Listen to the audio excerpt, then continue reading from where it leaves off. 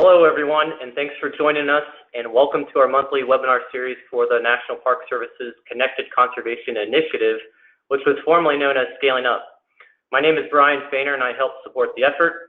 Our Connected Conservation webinar is focused on how NPS staff and partners can use various tools and strategies to conserve NPS resources at the landscape and seascape level. We host a webinar at least once a month, and you can find recordings of past webinars on our internal Connected Conservation Toolkit, which is accessible to all DOI staff and also on the Network for Landscape for Conservation website. You can find links to both of these resources in our chat box. We will be posting this webinar following our presentation today. Throughout the presentation, please feel free to plug in questions into the questions box on your right. We will host a question and answer session following the presentation and read aloud any questions gathered in the question box. At that time, we will also open up the phone lines for you to speak up and ask any questions. So with that, today's presenter is Joan Harn and Mary Riddle with the Park Service, and I'll let them introduce themselves. Hello, and thanks for inviting me for this webinar. I'm Joan Harn. I'm the River Programs Manager for the Park Service's Conservation Outdoor Recreation Programs Office in DC. And I share leadership for the Park Service's Wild and Scenic River Program with Jennifer Back, who is a hydrologist with the Water Resources Division in Fort Collins. Unfortunately, Jennifer's not able to join today. She's doing some water quality sampling up in North Dakota at Teddy Roosevelt. So before we do more introductions and talk more about what we're going to be talking about today, I want to start with an inspirational film about the Noatak River in Alaska and the importance of the Wild and Scenic River designation for protecting subsistence resources. It's 7.5 minutes long. You'll be able to control the sound on your own computer. And after the film, we'll go back to the presentation. I'll introduce our objectives and the other participants.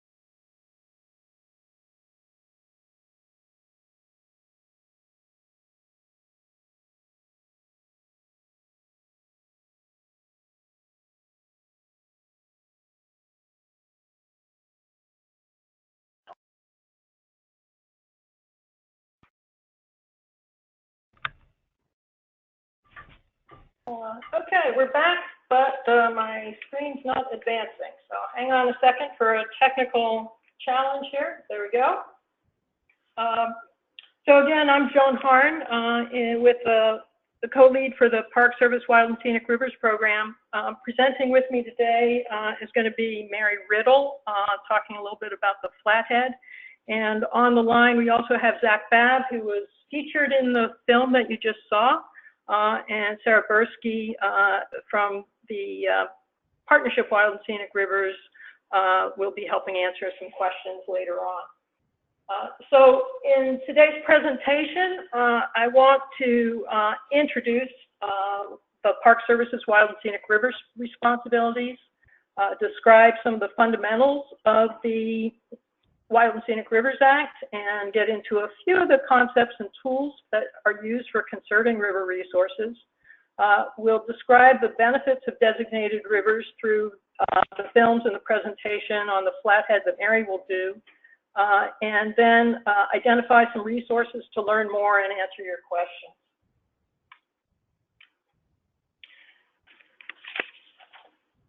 So Park Service is one of 4 agencies with responsibilities for the National Wild and Scenic River System.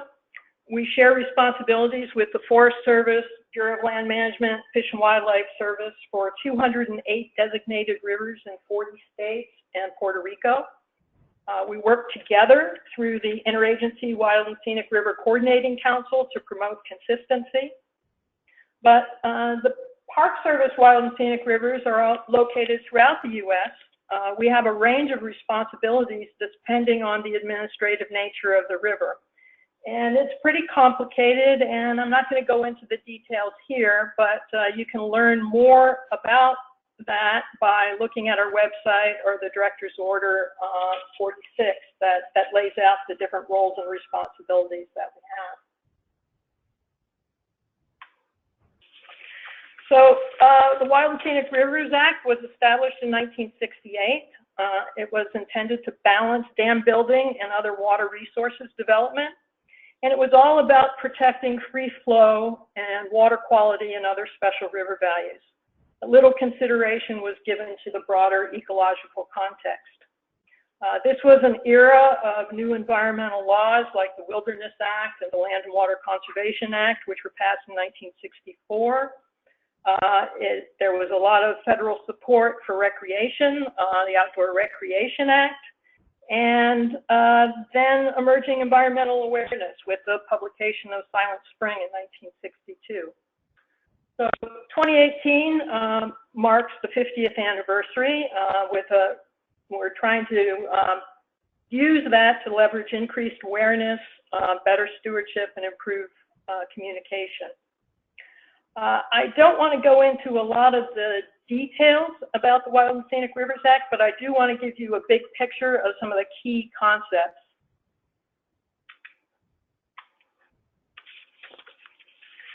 So the National Wild and Scenic River System was established to preserve certain rivers with outstanding natural, cultural, and recreational values in a free-flowing condition for the enjoyment of present and future generations. It established a national policy to protect certain rivers from dams, diversions, and other construction. The Act is notable for safeguarding the special character of these rivers while also recognizing the potential for their appropriate use and development. Only certain types of new hydropower projects are actually prohibited. Other constructions must meet the Wild and Scenic River standards. It encourages river management that crosses political boundaries and promotes public participation in developing goals for river protection.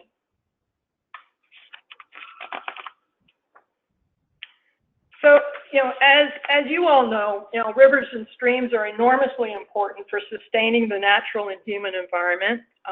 Rivers support ecological systems and protect biodiversity. There was a 2012 study published in the journal Inland Water that found that in the western U.S., 90% of bird species and 60% of all wildlife species spend some or all of their life stages in river-related habitats. Another factoid, the average distance an American citizen lives from a river is a little over 2 miles. And so, but only a very small portion, less than 1/3 of 1% of the nation's rivers have been designated into this National Wild and Scenic River System. Many, many more miles of rivers have been altered. The congressional intent is to protect and enhance the values and immediate environments for which the rivers are added to the national system. The focus is on free flow, water quality, and outstandingly remarkable values as described in the next 3 slides.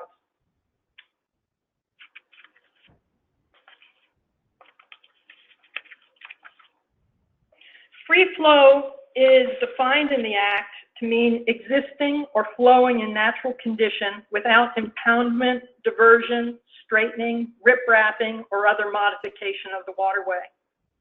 The definition goes on to say that existing low dams, diversion works, and other minor structures don't necessarily bar inclusion of the system. However, note that free flow is not the same as a natural flow regime. Concern about pollution was a prime motivator for passage of the Wild and Scenic Rivers Act. However, water quality is not a criteria for inclusion in the system. The Act directs the river administering agency to work with EPA and appropriate state agencies to eliminate or diminish water pollution in the river. This year, we're doing the first comprehensive analysis of water quality in the National Wild and Scenic River System, and we found that a large portion of the rivers have water quality impairments based on EPA and state total maximum daily load data, and that many rivers actually lack data. We found that only 18% have documented good water quality from this analysis. And it's something we want to work on in anticipation of the 50th anniversary of the Clean Water Act in 2022. Generally, the sources of this impairment are outside the river corridor, and factors influencing that impairment include land use, both past and present, as well as atmospheric deposition. And the next steps that we want to be taking is to work through a watershed approach and water quality management plans in cooperation with the entities that are most responsible for water quality. The Act uses the term outstandingly remarkable values, or ORVs, to encompass the special natural, cultural, and recreational values that are to be protected and enhanced. These values are defined as part of the study and planning process and must be river-related and of regional or national significance. An important directive of the Act is to protect and enhance the river values. This protection goes beyond the NPS Organic Act, which prevents impairment of resource values. The Wild and Scenic Rivers Act has a non-degradation and enhancement mandate. But we recognize that this term, ORV, is not the easiest concept to garner political support, and we're now exploring how we can discuss river values in terms of ecosystem service framework and benefits, things like water security, flood resilience, ecotourism, biodiversity, and not just a list of values like fish, wildlife, recreation, scenery, and cultural values that are marked in the Act itself. Now I'd like to talk about some key concepts. The Wild and Scenic Rivers Act is easier to understand if you look at it in terms of some of the big ideas that are incorporated. These basic concepts are found in all the regulations, policies, manuals, and guidance that shape the federal agency and partner work on wild and scenic rivers. These concepts are a few of the highlights from an online training series that the Interagency Wild and Scenic River Coordinating Council is currently creating. So first concept, rivers really attract human development. For example, water storage is essential for agriculture, electricity generation, and municipal use. In addition, infrastructure projects such as road crossings, pipeline crossings, bank stabilization can threaten river-related values. The water quality of a river and the flow rates in a river are impacted by all the activities within its watershed. And if these development pressures are to be balanced with the need to protect river-related values, especially the need to keep certain rivers free-flowing, then vigorous protection is needed. Since the federal government is involved with such a high percentage of these projects that could potentially impact rivers, this protection needs to come from all federal agencies. And there are provisions in the Act to prohibit construction of new hydropower projects and ensure that new federally assisted water resources projects do not adversely affect these wild and scenic river values. These protections apply to projects within the designated river corridor, as well as on projects upstream, downstream, and on tributaries.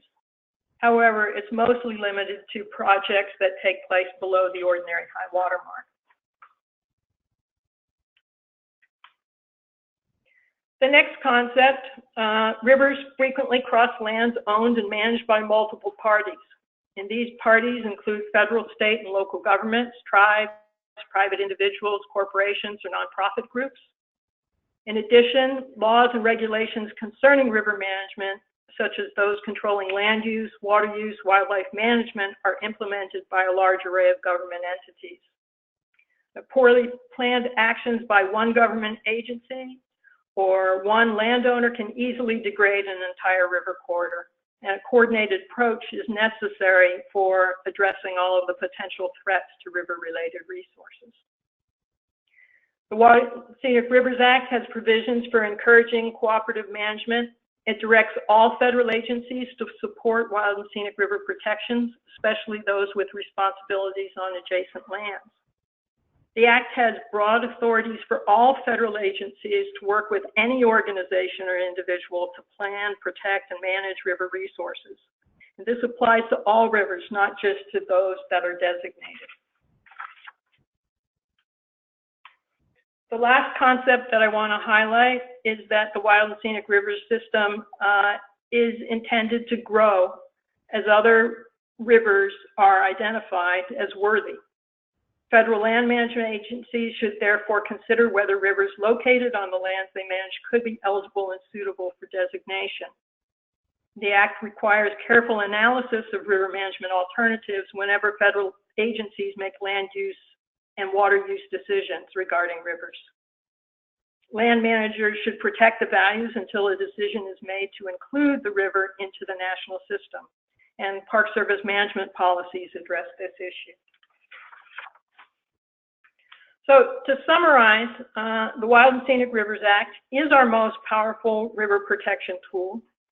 It includes a mandate to protect and enhance river values. It's stronger than the Park Service Organic Act mandate to prevent resource impairment. It has tools to avoid adverse effects on river values from new activities within designated river segments, as well as from effects of certain federally assisted projects upstream, downstream, or on tributaries of rivers. And the Wild and Scenic River designation protects rivers by barring new hydropower projects and construction below the ordinary high water mark that would adversely affect the values. It establishes a non-degradation standard for wild and scenic river values. It requires development of a comprehensive river management plan to address resource protection, user capacity, the need for facilities. It authorizes limited land acquisition. It creates a federal reserve water right. And it authorizes cooperation and assistance with states, communities, NGOs, and land owners to achieve river conservation goals. So now I'd like to show a 3-minute trailer for a film about partnership wild and scenic rivers, where there is essentially little or no federal land involved. And that will be followed by Mary Riddle presenting about the Flathead and Glacier.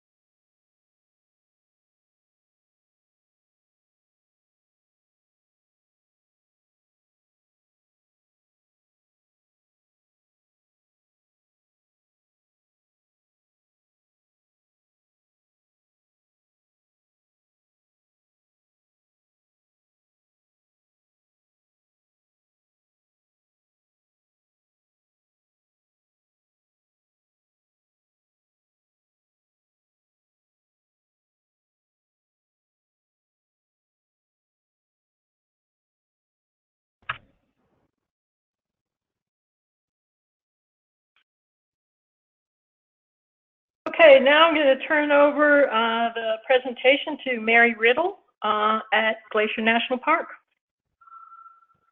Hi, thanks for this opportunity. I'm gonna talk a little bit. I just have a few slides to talk about the Flathead Wild and Scenic River, primarily as an example of connecting kind of at a large landscape. So this map on the screen shows you Glacier National Park in the center in green, surrounded by an area that we refer to as the crown of the continent ecosystem, which is about 18 million acres.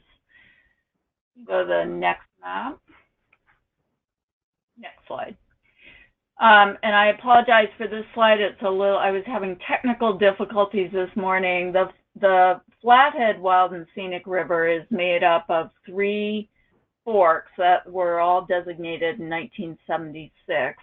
The North Fork, which is shown in pink on that map on the screen, forms the western boundary between Glacier and the Flathead National Forest. And the Middle Fork, which is shown in orange on the screen, is the southern boundary of the park and the Flathead National Forest.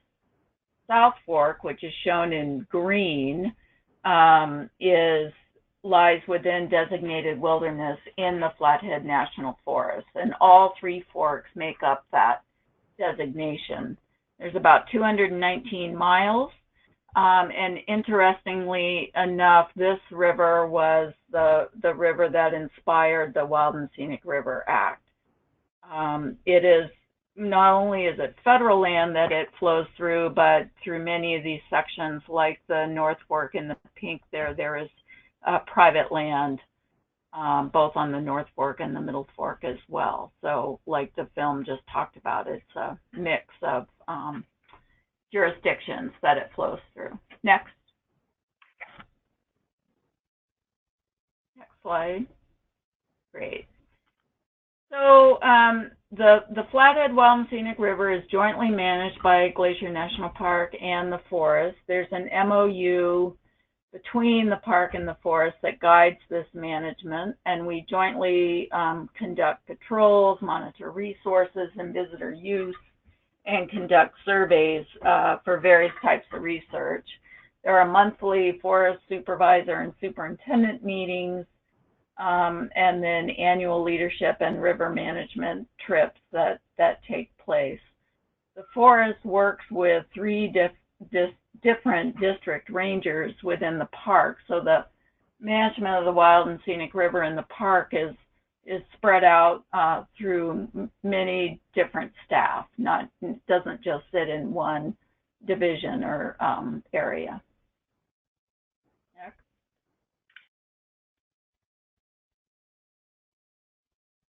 We are working on a joint comprehensive river management plan, and to be completed in 2021. The Flathead National Forest is the lead on this process, and we're beginning by doing a collaborative process, which is used by the Forest Service a lot early in their planning, and this is prior to NEPA starting.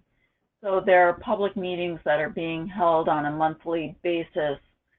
We're in our 3rd meeting right now on the outstanding remarkable values that Joan referred to.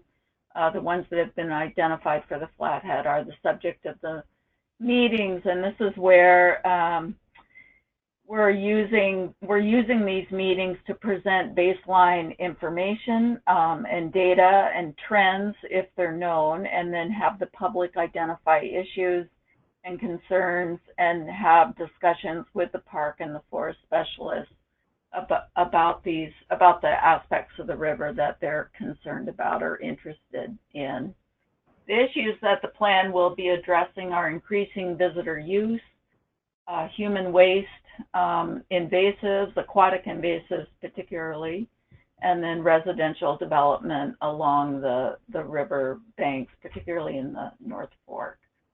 And then also we'll deal with the fact that between the forest and the park, there are different regulations and facilities that are provided for the public to use the river. So, for example, camping in the forest doesn't require a permit, and in the park it does. Dogs are allowed in the forest, but not in the park. So it gets a little, it's confusing for the public as well as for the agencies. Next slide.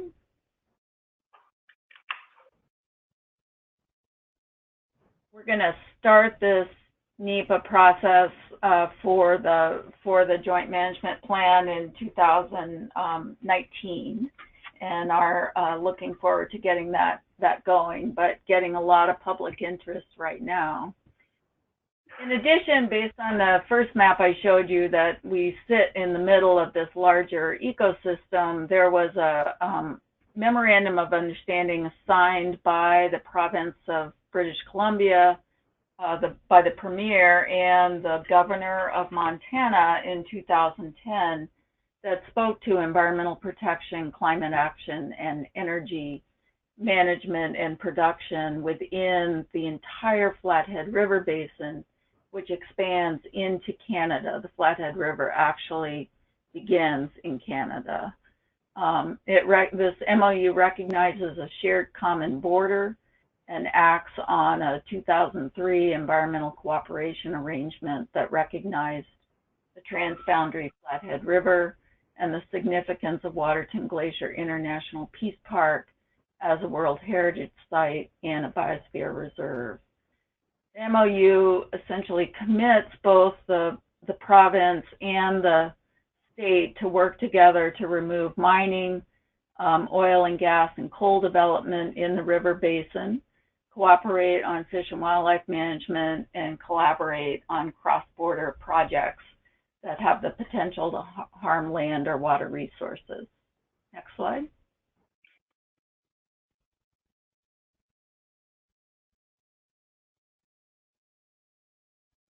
It also, it directs collaborative response to emergencies and speaks to adaptation, developing adaptation measures to climate change, reducing greenhouse gases, and pursuing cooperative, clean, and renewable transboundary energy policies.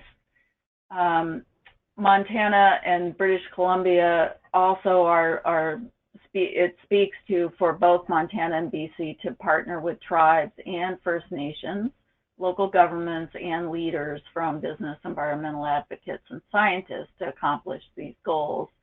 The Ktunaxa First Nation actually signed the agreement as a witness, and this is a very important thing to them, and it means that they also feel very responsible for carrying out this MOU. To date, the results of the MOU have been that the U.S. Congress retired the mining leases in the North Fork, and British Columbia agreed to not permit any new energy development in mines.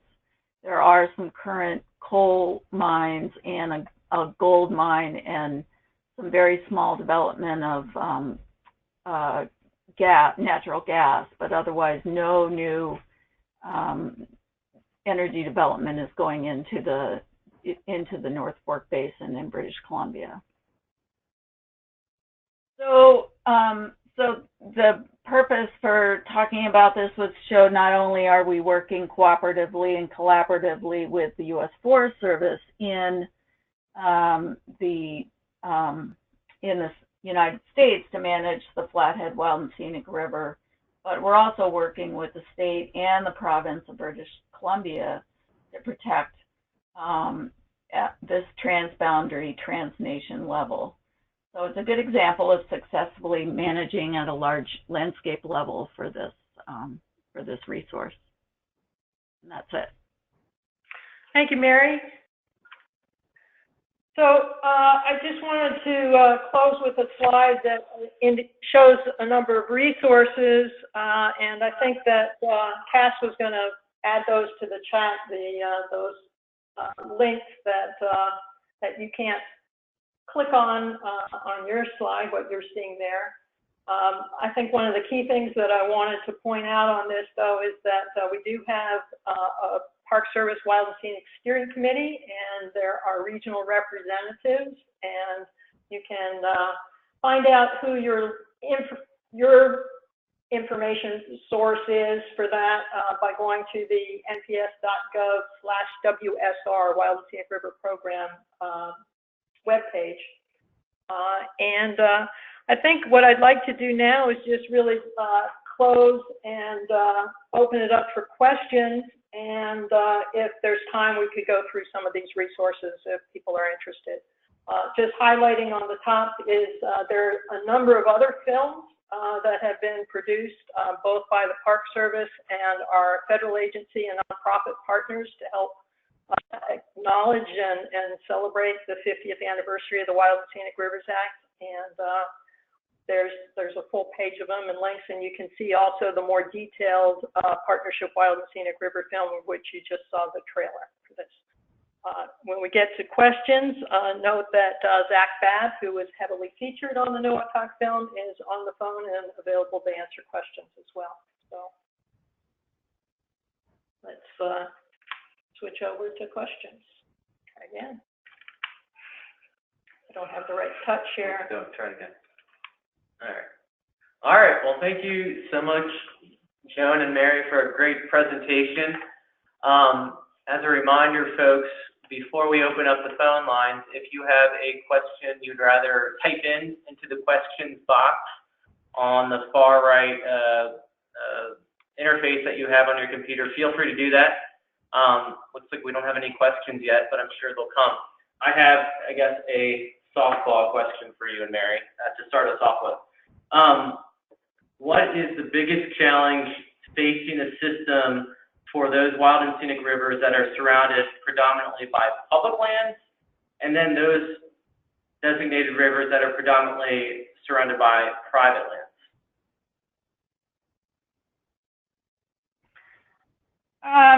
I guess I'll take a stab at it first, Joan. Is that public lands, I think visitation is certainly one of the bigger challenges we're facing, at least here, and I think on many other wild and scenic rivers. Glacier National Park had a huge increase in visitation last year. We're up to 3.3 million.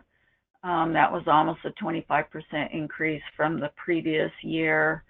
And with that comes congestion and bigger human waste issues, as well as impacts on various types of resources, from vegetation to fisheries to wildlife. Aquatic invasive species is a huge threat for this ecosystem. We so far are free of mussels, both the quagga and the zebra. But we do have non-native fish that we're actually trying to remove. So that's another threat to the river systems and the ecosystem that the Wild and Scenic River is trying to protect. And then, of course, climate change with all the warming temperatures is affecting the aquatic life for sure. Our non-native species our native species can't survive in warmer temperatures of these waters. So from a public land perspective, those are the things that come to mind for me.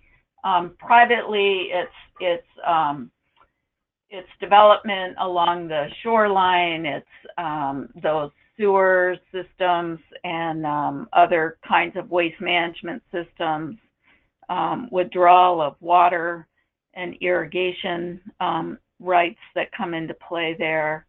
Those are the things that I can think of. So thanks, Mary. I'll add a couple of things and then maybe open it to Zach and Mary, and maybe if we open up the phones, there are some folks on the phone like Steve Theed at the Niobrara and Hector Santiago, who deals with a lot of the rivers in the Midwest, is our regional steering committee representative that can identify some big issues. And Sarah Bursky, who works with the Partnership Wild and Scenic Rivers, particularly on the Sudbury, Aspen, and Concord rivers up in Massachusetts. Shoreline development, just letting rivers be rivers, and the natural flow regimes. And when I pointed out the water quality work that we're doing, what we're finding is that the water quality problems don't necessarily stem from the actual, within the river corridor itself, but are generally coming from upstream sources or potentially from atmospheric deposition. And so that some of the aquatic invasive issues that Mary highlighted is a challenge for everyone. We have transportation projects can be a big challenge. Many of you may have heard about the Stillwater Bridge issue up in Minnesota and Wisconsin a number of years ago, where there was a large new bridge project that had been proposed, and the Park Service was kind of in the center of it because of our wild and scenic responsibilities for reviewing these federally assisted water resources projects. A bridge is a water resources project if it's got piers in the water. And that was a massive new bridge project that was being proposed at the Park Service after 3 different tries and 2 different court decisions. Ultimately concluded that it would have a direct and adverse effect on the river values, particularly the scenic and recreational values at that location. And that was a situation where Congress then chose to override that Park Service determination that potentially could have prevented that bridge from being built. The bridge is now operational, and so that just basic infrastructure development is certainly a challenge for all the rivers.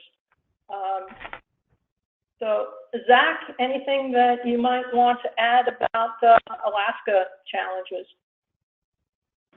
Yeah, one probably more of a unique challenge in Alaska is just general knowledge of the Wild and Scenic River Act and how it fits into land management. Because for our rivers in Alaska, the NPS rivers, they are most, except for one exception, they're fully enclosed within national park units and oftentimes designated wilderness. And even some of the folks who help manage the rivers aren't fully aware of what the act is and what it means. But that's a good problem to have, I guess, compared to millions of visitors and development. Sarah, anything to add about Partnership Wild and Scenic Rivers? Boy, you all did such a great job. I maybe just would add, with the Partnership Rivers, we're working so collaboratively with all of these different partners. Issues such as water withdrawals and wastewater treatment management. We're working with all of the municipalities and the different levels of government that are managing the water withdrawal or the permitting. And so it's wherever you have that much process involved, it can be slow, and it really is people focused. And so that brings with it its own set of challenges. Okay, so we've got some questions that have been submitted, so I want to make sure we get through this list and hopefully have some time to open up the phone lines for additional questions. Okay, so let's go quick here. Does Canada have an equivalent river system program? No, not like this, and that's been one of the difficulties. Okay. Are you aware of other countries that have adopted a similar law to the Wild and Scenic Rivers Act, and if so, which countries? Where can one get information about those laws? So the Wild and Scenic Rivers Act in the U.S. is really considered the standard for, it's kind of the ultimate for wild and scenic river protection. The Interagency Wild and Scenic River Coordinating Council has gotten inquiries from a number of other countries who are exploring the possibility of establishing systems. There's a special interest both in the Balkans as well as in China, and there's continuing collaboration with those groups. The Nature Conservancy is also actively involved in helping to establish strong, comprehensive river protection programs. It's my understanding that the European Union has some, perhaps some stronger protections for some of its rivers that has, a little bit more, their definitions for what they consider and the evaluations that are done on rivers is maybe a little bit more updated and comprehensive in considering natural flow regimes as part of the review for water resources projects there. But, that's something that I'm personally interested in learning a little bit more about, and I don't have, a good source for you at this point. Okay. What's personally been the most successful example of collaboration when managing designated wild and scenic rivers? So I would give that one to you, Sarah, given the overall successes of the Partnership Wild and Scenic Rivers, and perhaps I know you're relatively new to the program, but perhaps a highlight of something that's happening up in your world. Wow. So to have to choose among our 13 partnership rivers, I probably am not in a position to do that. And so I'll say a few words, and then Joan, if one particular story comes to mind, chime in with that. But the river that I manage, the Sudbury, Assabet, and Concord, is now about to hit 20 years of the designation, and we've got very deep relationships with the land conservation organizations in this region, with U.S. Fish and Wildlife Service managing some of the refuges in this region, everyone from local small nonprofits to the major watershed organization and the major land conservation organization. So just a tremendous history of doing really good work together in the region on invasive species, on wastewater permitting. The water quality of the Concord River has improved steadily over those 20 years, and while we don't have evidence to make the direct correlation, the influence of it being a designated river has certainly, we know anecdotally, had a lot of impact to help create that change, and certainly funding the water quality program here on the Suasco. So a little not fair because I talked about my river, but Joan, is there another story among the these truly collaborative partnership rivers that you would highlight? Yeah. So I guess the other one that I would point to as a recent success, the Musca Netcom in New Jersey is one of these partnership wild and scenic rivers, and they've been doing a lot of, this was a river that was developed with a lot of mill dams over its history, and they have been systematically working with the owners of these dams and removing them, and in the last couple of years, they removed the first dam on the up from the estuary, from where the river flows into the Delaware River, and the shad are back. Within the season, the shad came back and were migrating further upstream. So a lot of restoration work is part of that. Another highlight would be that the National Park Foundation, as part of the 50th anniversary for both the rivers and trails, is offering grants for not just the rivers in parks, but also for these partnership wild and scenic rivers where we have some fundamental administrative responsibilities. So that's good news. Great. Can you speak to the issues of the Buffalo National River and animal agriculture, and what, if any, plan there is to restore water quality there? Well, I would really like to punt that one to Hector Santiago, who is our Midwest Wild and Scenic River representative who works closely with all the rivers in his region. The Buffalo is actually not a designated Wild and Scenic River, although it does have these Wild and Scenic River-like protections within it. I know that the Midwest region has been having a lot of conversation about how to deal with these confined animal feedlot operations. And Hector, is there, the 30-second soundbite that you want to add about the buffalo and what the plan is to improve and restore water quality? Well, a big part of the plan, I guess the one thing I'd say about the whole buffalo CAFO issue that's important with respect to river management and wild and scenic rivers is that idea that it's so important to be proactive and connected to external partners, to your sister agencies, for example, your EPA, have a relationship with, a good relationship with your state water quality management, agencies, because when these issues come up, and it's something that in our region we started to discuss better strategies as to how to address these kinds of big ticket threats like a CAFO within 6 miles of a scenic river in a karst region of in a karst environment. What we found ultimately is that those relationships, being in the game and engaged early on, really makes a difference.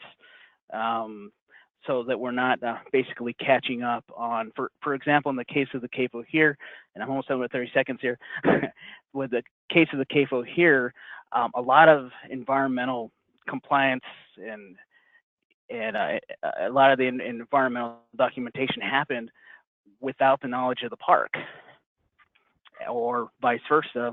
The bottom line is there's a drop in communication, and I think so. Right now, we're kind of figuring out how to ultimately, establish protocols as to what kind of water quality information we want to have gathered, so that we can better articulate our water quality issues and our expectations for the river, while at the same time, those relationships are so important because ultimately, especially in a quasi-regulatory environment, right? Some parks are more comfortable working with regulations, the Clean Water Act, the Wild and Scenic Rivers Act, and others. If you come in at the 11th hour, it's a very hard situation to deal with. So I guess I'll leave it there.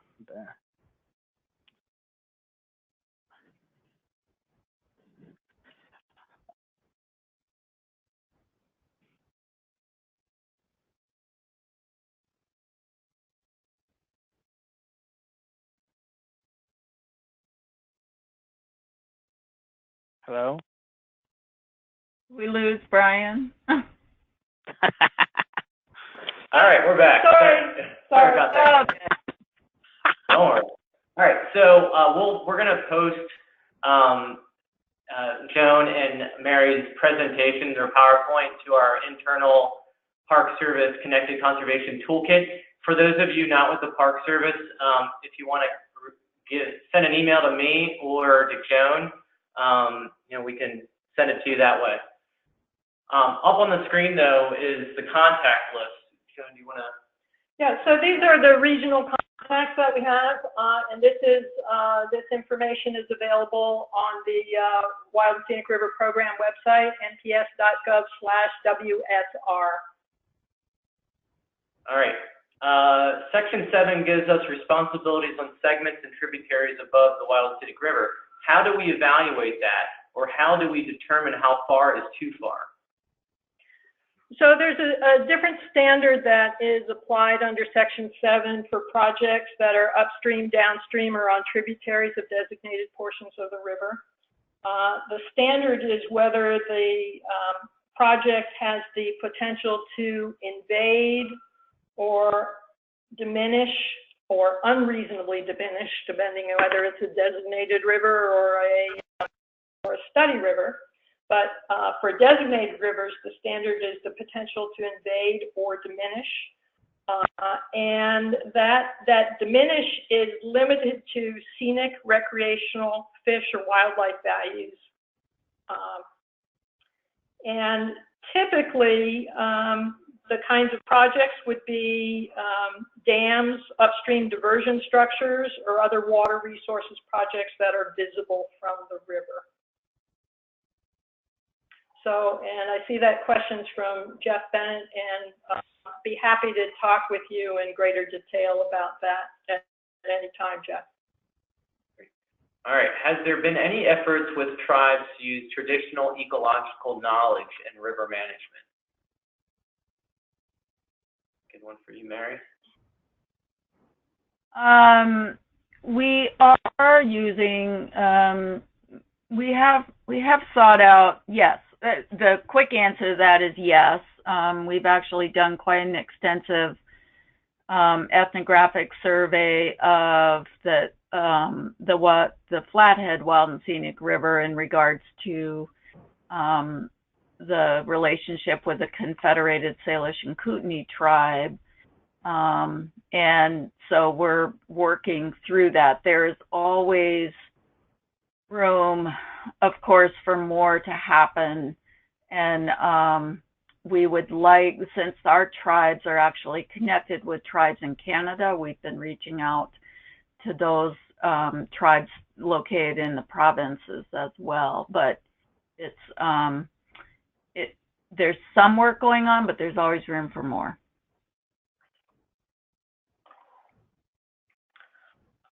So I don't have any specific examples of that. I could tell you the story of the Wolf River, which was designated in 1968, one of the original rivers that were included in the national system. And I think that has the Park Service back in those days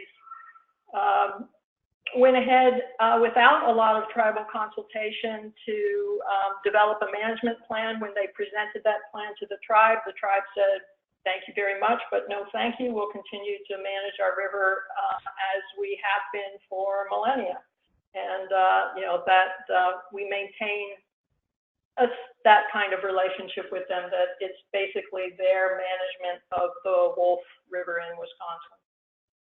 Right, and Joan, just to add to that, this is Hector. I visited the Wolf River a couple years ago, and it's in just a beautiful place. And I think that a lot of credit goes to the Menominee tribe in the way that they've established no-build corridors and managed the forest out there. So. All right, folks, it is 4 o'clock Eastern time. It looks like there's a couple more questions we didn't quite get to. So if those folks want to email me or Joan or Mary, we can get back with you. Although that Yukon Charlie question might be a tough one to answer in a short email. You might want to give Joan a call on that one. Well, I would say maybe talk to Zach here about that question. But yeah, so. Yeah. All right. Nice move. Zach. And to you. All right. So thanks again to Zach and Mary and Joan and Sarah and Hector and everyone else. I'm sorry we didn't get around to being able to open up the phone lines to everyone else. Clearly, maybe we can do another presentation on some aspect of wild and scenic rivers in the future, because there's clearly a lot of interest. So just one thing, and the end of October, the River Management Society is holding a symposium. It's, you know, in part recognition for the 50th anniversary. It's being held in Vancouver, Washington, and there will be a lot of wild and scenic river training as part of that event. So take a look at that. Awesome. All right. Our next webinar for the Connected Conservation webinar series is August 29 at 3 o'clock Eastern time. And our presenters will be from the Wildlife Conservation Society, and they're going to be talking about wildlife fencing and the path of the pronghorn as a case study. It should be really fascinating. And with that, Thanks, everyone. Have a great rest of your week.